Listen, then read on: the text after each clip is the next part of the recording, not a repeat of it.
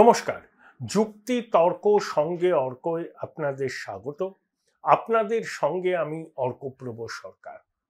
24শে ফেব্রুয়ারি মধ্যরাতে 2:30টার সময় বাংলাদেশে ঢাকার বারিধারায় নিজের বাসভবনে একটি সাংবাদিক বৈঠক করেছেন স্বরাষ্ট্র উপদেষ্টা জাহাঙ্গীর আলম চৌধুরী। তিনি প্রাক্তন সেনাকর্তা।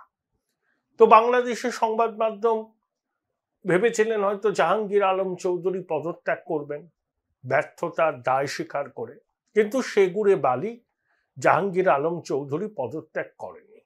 ঢাকা বিশ্ববিদ্যালয়ের অদূরে ছাত্ররা ধর্ণা দিচ্ছে স্বরাষ্ট্র উপদেষ্টার পদত্যাগের দাবিতে, কিন্তু স্বরাষ্ট্র উপদেষ্টা পদত্যাগের সম্ভাবনায় জল ঢেলে দিয়ে বলেছেন যে আইন শৃঙ্খলা পরিস্থিতি মোকাবিলা করার জন্য যা যা করণীয় সেটা করার জন্য নিরাপত্তা বাহিনীকে নির্দেশ দেওয়া হয়েছে। নিরাপত্তা বাহিনী যদি ব্যর্থ হয় তাদের বিরুদ্ধেও ব্যবস্থা নেওয়া হবে। রাত 2:30টার সময় স্বরাষ্ট্র উপদেষ্টাকে সাংবাদিক বৈঠক করতে হবে।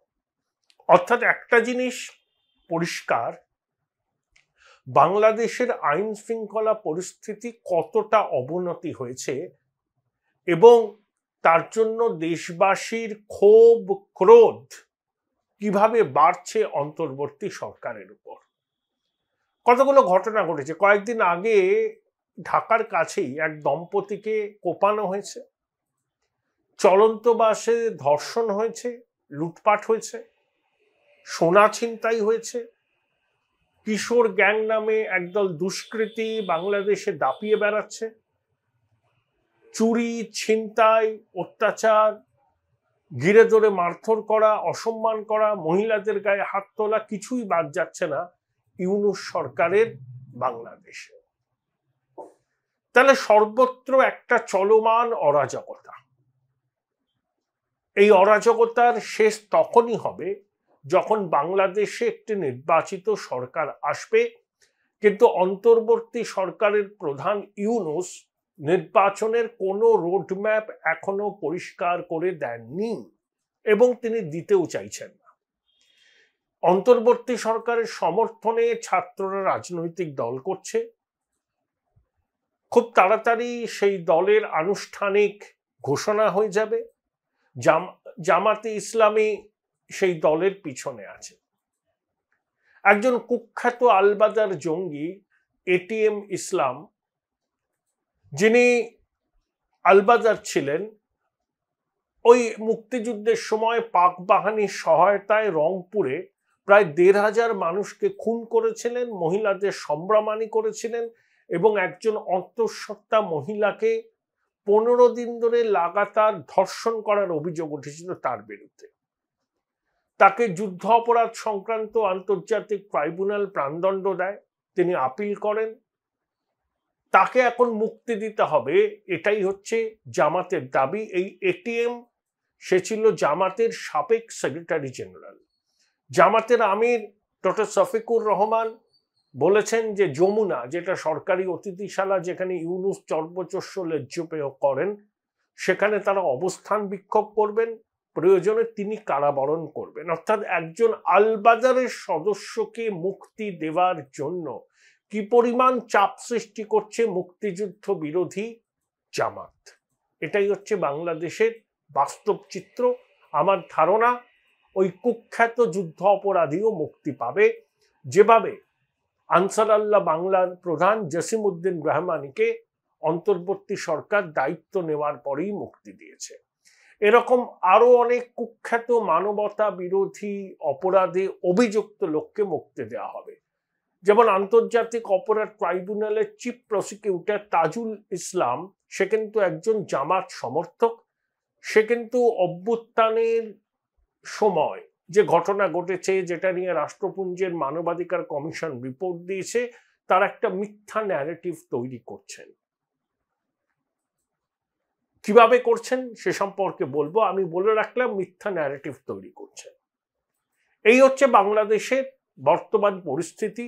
বাংলাদেশের অন্তর্বর্তী সরকারকে সমর্থন করছে সেনা, নিঃশর্ত সমর্থন।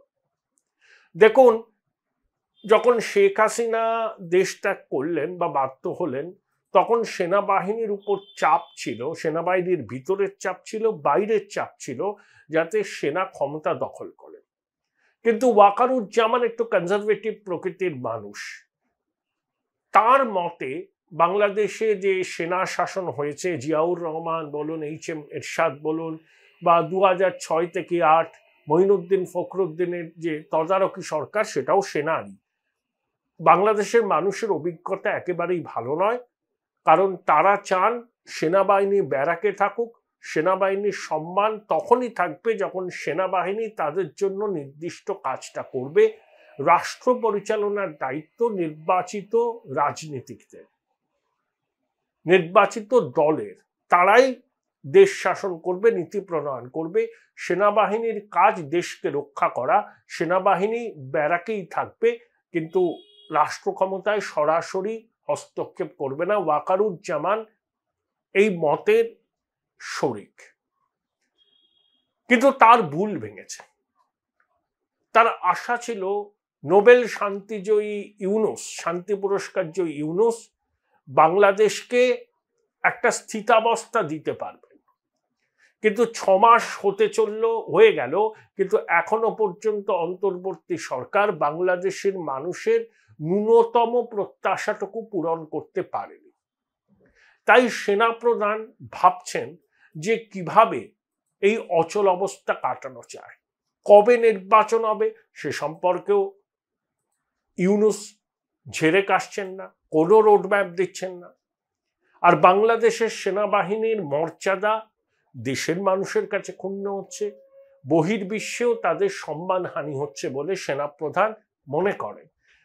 সেনাপ্রধান একলা যে এই মত পোষণ করেন তা নয়, সেনাবাহিনীর একটা বড় অংশ ইউনূসের উপর যার পর নাই বিরক্ত। দেখুন, বাংলাদেশ সেনাবাহিনী থেকে সব থেকে বেশি সেনা রাষ্ট্রপুঞ্জের শান্তিরক্ষা বাহিনীতে যোগ দেয়। এখন যারা নিজের দেশে শান্তি শৃঙ্খলা পরিস্থিতি মোকাবিলা করতে পারে না, তারা রাষ্ট্রপুঞ্জের শান্তি বাহিনীতে গিয়ে কি সদর্থক ভূমিকা পালন করবে, এই প্রশ্ন উঠতে শুরু করেছে। এবং সেনাবাহিনীর কাছে এটা অত্যন্ত খুব বিড়ম্বনা। যখন 32 নম্বর ধানমন্ডির ঐতিহাসিক বঙ্গবন্ধুর বাড়ি ভেঙে গুড়িয়ে দেওয়া হলো, তখন সেনাবাহিনী নীরব দর্শকের ভূমিকায় ছিল। তাদেরকে বুয়ো বুয়ো স্লোগান শুনতে হয়েছে, তারা ব্যারাকে ফিরে গিয়েছিলেন। সেনাপ্রধান এই বিষয়টাকে একেবারেই ভালোভাবে নেননি। তিনি চেয়েছিলেন যে দায়িত্ব নিয়েছে ইউনূস সরকার, সর্বাধিক 18 মাসের মধ্যে বাংলাদেশে সাধারণ নির্বাচন হোক, তারপর নির্বাচিত সরকারের হাতে ক্ষমতা হস্তান্তর করুন এই মোহাম্মদ ইউনূসের নেতৃত্বাধীন অন্তর্বর্তী সরকার। কিন্তু ইউনূস ক্ষমতা ছাড়তে চাইছেন না। আপনাদের মনে আছে, যখন প্যারিস থেকে ইউনূস ঢাকায় নামলেন, বিমানবন্দরের বাইরে অপেক্ষারত সাংবাদিকদের বলেছিলেন, আমাকে 6 বছর আনইন্টারাপ্টেড সময় দিতে হবে। তার নাকি প্রচুর সংস্কার করার আছে। সংস্কার করার দায়িত্ব নির্বাচিত সরকারের। অন্তর্বর্তী সরকারের দায়িত্ব হলো সুষ্ঠু অবাধ গণতান্ত্রিক নির্বাচন সম্পন্ন করা। কিন্তু ইউনূস তার রুডিমেন্টারি দায়িত্বটা পালন না করে বাংলাদেশের মানুষকে সংস্কারের স্বপ্ন দেখাচ্ছেন। আসলে সংস্কারের ধুয়ো তুলে তিনি ক্ষমতা আঁকড়ে থাকতে চান। সেনাপ্রধান এটা বুঝেছেন। তাই সেনাপ্রধান এখন ইউনূসের কাছে জানতে চাইবেন যে আপনি কবে নির্বাচন করবেন, সুস্পষ্ট রোডম্যাপ দিন। রমজান মাস শুরু হতে চলেছে, ছাত্রদের নতুন রাজনৈতিক দল আত্মপ্রকাশ করছে, বিএনপি নির্বাচনের দাবিতে পথে নামছে। আওয়ামী লীগকে বাদ দিয়ে কোনো নির্বাচন হবে না, এটা সেনাবাহিনীও জানে। আওয়ামী লীগকে বাদ দিয়ে নির্বাচন করলে সেই নির্বাচনের আন্তর্জাতিক বৈধতা থাকবে না। যদি ইউনূস সেনাপ্রধানের কথা না শোনেন, তখন সেনাপ্রধানের কাছে অপশন কি আছে? এক, রাষ্ট্রপতি শাহাবুদ্দিন, যাকে ইউনূস আন্তর্জাতিক ভাষা দিবসে অপমান করেছেন, অসম্মান করেছেন, কিন্তু শাহাবুদ্দিন এখনো সাংবিধানিক প্রধান, তার হাতেও ক্ষমতা আছে। সেনাপ্রধান শাহাবুদ্দিনকে বলতে পারেন যে আপনি এমার্জেন্সি জারি করুন, আমাদের হাতে প্রভূত ক্ষমতা দিন। দেখুন, এখনো সেনাবাহিনীর হাতে ম্যাজিস্ট্রেসি পাওয়ার আছে, কিন্তু ম্যাজিস্ট্রেসি পাওয়ার সেনাবাহিনী কতটা ব্যবহার করতে পারছে সেটা নেই তো কথা। এখন যদি জরুরি অবস্থা জারি হয় এবং সেনাবাহিনী তখন কিন্তু ফুল ফ্লেজেড অপারেশন করতে পারবে। অপারেশন মানে কি? কঠোরাতে আইন শৃঙ্খলা পরিস্থিতির দমন ইত্যাদি, যাতে এই মবের মূলক না হয়, যাতে দেশের সাধারণ মানুষ আইন শৃঙ্খলা পরিস্থিতি নিয়ে তিতিবিরক্ত না হয়। 2, চরম অবস্থান হলো রাষ্ট্রপতি এই অন্তর্বর্তী সরকারকে বরখাস্ত করে একটা কেয়ারটেকার সরকার গঠন করতে পারে। সেই কেয়ারটেকার সরকারে বাংলাদেশের সুশীল সমাজ থাকলো, রাজনৈতিক দলের প্রতিনিধিত্ব থাকলো, তাদের তত্ত্বাবধানে একটা নিরপেক্ষ নির্বাচন হলো। এটা কিন্তু সেনাপ্রধানের অপশনের মধ্যে আছে। অর্থাৎ রাষ্ট্রপতি এখন সেনাপ্রধানের তুরুপের তাস। রাষ্ট্রপতিকে যেভাবে মোহাম্মদ ইউনূসের সরকার আন্তর্জাতিক ভাষা দিবসে অপমান করেছে, সেনাবাহিনী কিন্তু সেটা খুব একটা ভালোভাবে নেয়নি, এবং রাষ্ট্রপতিও কিন্তু পদত্যাগ করবেন না। ইউনূসের ছকটা কি? রাষ্ট্রপতিকে তো সরানো যাবে না, বিএনপিও রাজি নয়, কিন্তু রাষ্ট্রপতি যদি অপমানিত হয়ে নিজের থেকে পদত্যাগ পত্র দেন, তখন একটা শূন্যস্থান হবে। বাংলাদেশের সংসদ নেই, বাংলাদেশের সংবিধান অনুযায়ী রাষ্ট্রপতি পদত্যাগ করলে বাংলাদেশ সংসদের স্পিকার অস্থায়ী রাষ্ট্রপতির দায়িত্ব পালন করে। যেহেতু সংসদ নেই, তার স্পিকারেরও কোনো ভূমিকা নেই। তারপর আরেকটা অপশন হচ্ছে, সুপ্রিম কোর্টের প্রধান বিচারপতি অস্থায়ী রাষ্ট্রপতির দায়িত্ব নিলেন এবং তারপর রাষ্ট্রপতি মনোনীত হলো। ইউনূস চাইছেন যে অপমানিত হয়ে শাহাবুদ্দিন নিজের থেকে পদত্যাগপত্র পেশ করুন, সুপ্রিম কোর্টের প্রধান বিচারপতি অস্থায়ী রাষ্ট্রপতির দায়িত্ব নিন এবং রাষ্ট্রপতি হিসাবে ইউনূসকে মনোনীত করা হোক। তাহলে তার যে স্বপ্ন 6 বছর তিনি মসনদে থাকতে পারবেন, তাহলে তার স্বপ্ন পূরণ হয়। এখন ইউনূসের বয়স 86, আর 5-6 বছর পর তার বয়স হবে 92। 92 বছর বয়স হয়ে যাবার পর একটা মানুষের আর কোনো পার্থিব করার চাহিদা থাকা উচিত নয়। তবে ইউনূস তারা বিরল প্রজাতির মানুষ,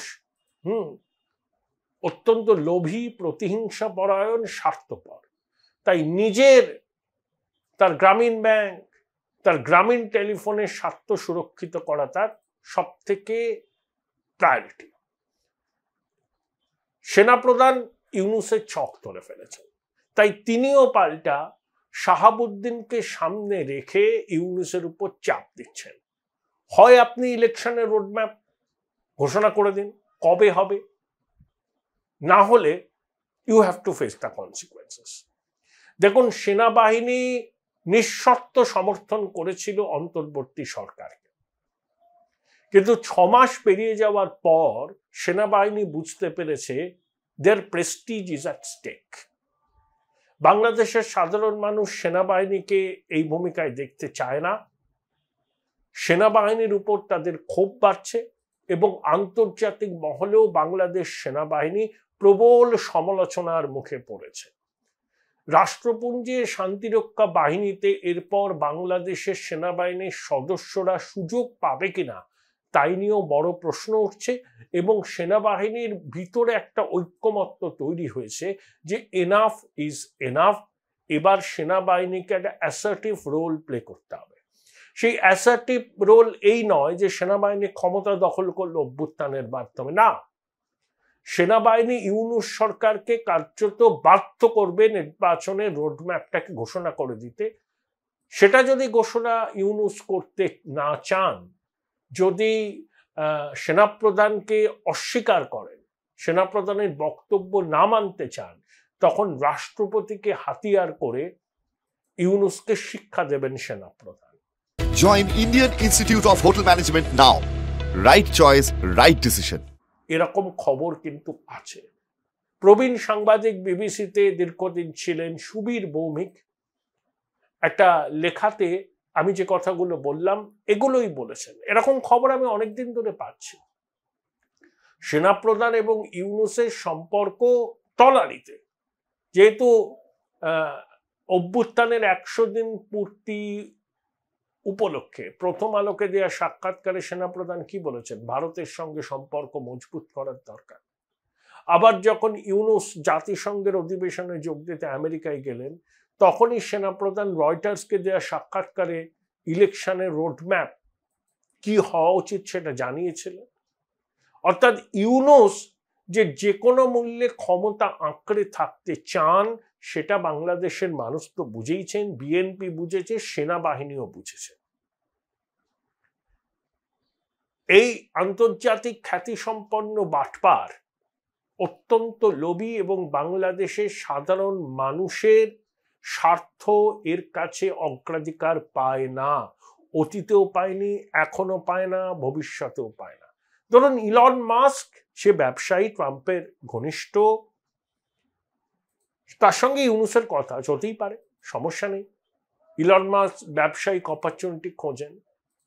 আচ্ছা, যখন আপনি অন্তর্বর্তী সরকারের মুখ্য উপদেষ্টা, আপনার তো ব্যক্তিগত আপনার ব্যবসায়িক ইন্টারেস্ট যেখানে অতীতে ছিল বা এখনো আছে, সে সম্পর্কে তো আপনার নির্বহ দৃষ্টিভঙ্গি থাকা দরকার। আপনি স্টারলিংকের সঙ্গে গ্রামীণ টেলিফোনের সমঝোতা করাতে চাইছেন কেন? তা গ্রামীণ টেলিফোন ছাড়া কি বাংলাদেশে কোনো এই যে মোবাইল পরিষেবা দেয় এমন কোনো সংস্থা নেই? আপনি কেন গ্রামীণ টেলিফোনকে বাঁচছেন স্টারলিংকের সঙ্গে সমঝোতার জন্য? এটা কনফ্লিক্ট অফ ইন্টারেস্ট। প্রথমেই ইউনূস নিজের উপর যে কর ধার্য করেছিল আওয়ামী লীগ সরকার, সেগুলো মুকুব করে দিয়েছেন অনেক কোটি টাকা। গ্রামীণ ব্যাংক 2029 পর্যন্ত কোনো কর দেবে না, আর বাংলাদেশের মানুষের উপর কর বসিয়েই চলেছেন। এগুলো হচ্ছে কনফ্লিক্ট অফ ইন্টারেস্ট। আমি বললাম না, এগুলো হচ্ছে পরিষ্কার বোঝা যায় যে একটা লোকের প্রায়োরিটি কি। ইউনূসের প্রায়োরিটি 18 কোটি বাংলাদেশের মানুষ নয়, ওর প্রায়োরিটি হচ্ছে ক্ষমতায় টিকে থাকা, গ্রামীণ ব্যাংক, গ্রামীণ টেলিফোন এবং ওর সহযোগীদের স্বার্থ সুরক্ষিত করা, এবং জঙ্গি জেহাদিদের সমর্থন ইউনূসের পিছনে আছে। এই জঙ্গি জেহাদিদের হাতে বাংলাদেশ রাষ্ট্রকে তুলে দেওয়া, এর বাইরে ওর কোনো রকম অভিপ্রায় নেই। দেখুন, ইউএসএড নিয়ে তো আমাদের দেশেও আলোচনা হচ্ছে, বাংলাদেশেও হচ্ছে। আমাদের দেশে বিদেশমন্ত্রী এবং আমাদের বিদেশ মন্ত্রকের মুখপাত্র কি বলেছেন?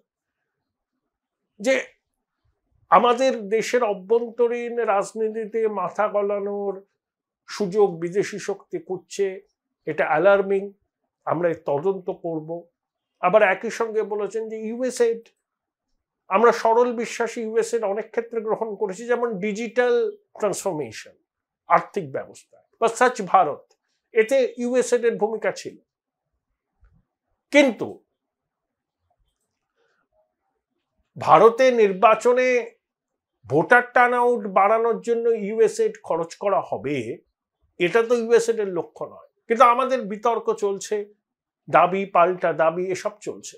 আজকে কংগ্রেস এত বড় বড় কথা বলছে। কেরালায় ইএমএস নাম্বুদ্রিপাদের সরকারকে ফেলে দেওয়ার পিছনে আমেরিকার ভূমিকা ছিল না? কংগ্রেস নেয়নি সাহায্য?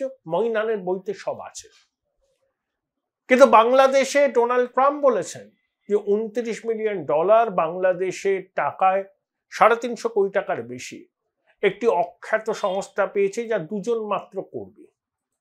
একবারও শুনেছেন অন্তর্বর্তী সরকারের কেউ এই বিষয়টা নিয়ে বলেছে যে খুব অ্যালার্মিং, আমরা তদন্ত করব, রিসিপিয়েন্টকে তাকে সামনে আনবো? বলবে না। কারণ ইউনূস, তার সাঙ্গপাঙ্গরা, জঙ্গি জেহাদিরা সুবিধাভোগী। এই টাকা ব্যবহার করা হয়েছে শেখ হাসিনার সরকারকে ফেলার জন্য। ওই যে বলেছে না, strengthening the political landscape of Bangladesh, Yunus ওই ডিপ স্টেটের অংশ, সোরোসের ঘনিষ্ঠ বন্ধু, ক্লিন্টন দম্পতির ঘনিষ্ঠ বন্ধু, দীর্ঘদিন ধরে শেখ হাসিনা রেজিমকে টপল করার জন্য ও সক্রিয় ছিল। 5 বছরের চেষ্টা ফলপ্রসূ হয়েছে। তাই ইউনুস এবং তার উপদেষ্টারা, তার জঙ্গি সহযোগীরা মুখে কুলু পেটেছেন। কোন সংস্থা পেয়েছে? মাত্র 2 জন, $29 মিলিয়ন। কিভাবে পেয়েছে? সেই টাকা কিভাবে তারা খরচ করেছে? টু শব্দটি করছে না। এর থেকেই বোঝা যায় ডাল মে কুচ কালা হয়। দেখুন, এই যে ইউনুস বলুন, ও তো এখন জঙ্গিদের কোলে উঠে নাচছে। বেসিক্যালি ও হচ্ছে ওই ক্লিন্টন, ব্লেয়ার, যারা লেফট লিবারাল ইডিওলজি শুরু করেছিল না 9 দশকে, তার সমর্থক। ক্লিন্টন ব্লেয়ারকে রাষ্ট্রনেতা বলেন না অনেকে। জর্জিয়া মেলনি খুব সুন্দর বলেছেন সিপ্যাকের একটা সম্মেলনে ভিডিও বার্তায়, যে ক্লিন্টন, ব্লেয়ার তারা লেফট লিবারাল ইডিওলজি প্রমোট করে রাষ্ট্রনেতা হয়েছেন, আর আমরা কনজারভেটিজমের কথা বলি, আমরা প্রোটেস্ট্যান্ট ভ্যালুর কথা বলি, আমরা ইউরোপের সুরক্ষার কথা বলি, আমরা অ্যান্টি ইমিগ্রেশনের কথা বলি, তখন আমরা হয়ে যাই গণতন্ত্রের পক্ষে বিপজ্জনক শক্তি। লেফট লিবারালরা চিরকালই দ্বিচারিতা করেন। আমাদের দেশেও দেখছেন না লেফট লিবারালদের ভূমিকা। এরা সহ্য করতে পারে না। মোদিজিকেও পারে না, ডোনাল্ড ট্রাম্পকেও পারে না, মেলনিকেও পারে না, ওরবানকেও পারে না, আর্জেন্টিনার লোকজনটাকেও পারে না।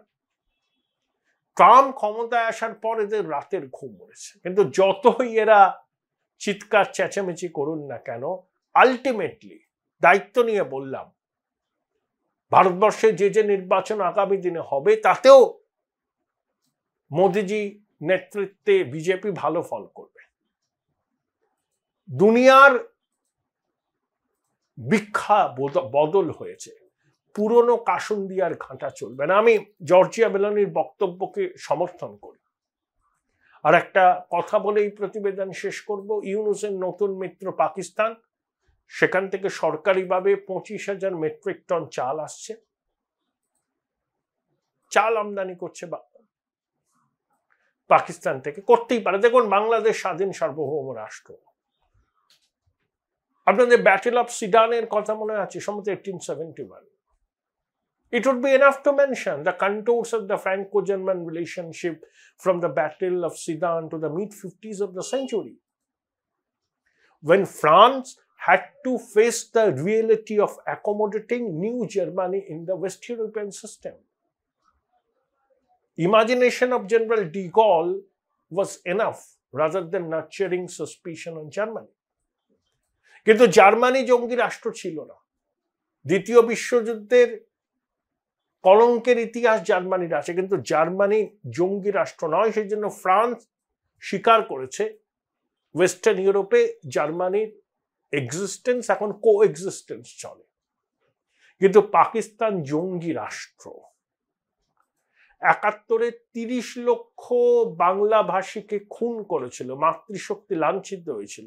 সেই গণহত্যার জন্য পাকিস্তান ক্ষমা চায়নি। তাই ইউনুসের পাকিস্তান প্রেম, এই প্রশ্নটাই সামনে নিয়ে আসে যে ইউনুস মানবতা বিরোধী, মুক্তিযুদ্ধ বিরোধী শক্তির সঙ্গে সমঝোতা করে বাংলাদেশকে পাকিস্তানের কলোনিতে পরিণত করতে চায়। আমার মনে আয়োটা অফ ডাউট নেই। আপনারা কি ভাবছেন? কমেন্ট বক্সে লিখে জানান।